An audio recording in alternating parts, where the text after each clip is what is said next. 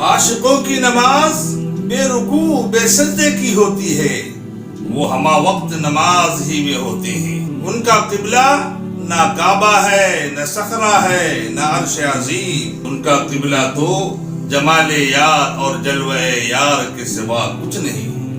وہ روز ازل ہی سے مست واقع ہوئے ہیں۔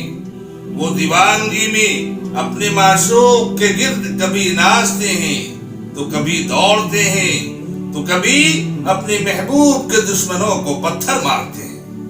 ان کو ہر شے میں اپنا محبوب ہی نظر آتا ہے۔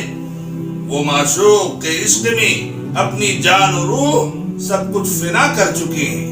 ارے تم انہیں محبت کی نظر سے دیکھو گے تب سمجھ پاؤ گے، اور اگر تمہارے ہی دل کے آئینے میں کجی ہو تو اس میں جو چیز بھی نظر آئے گی ٹیڑھی ہی نظر آئے گی۔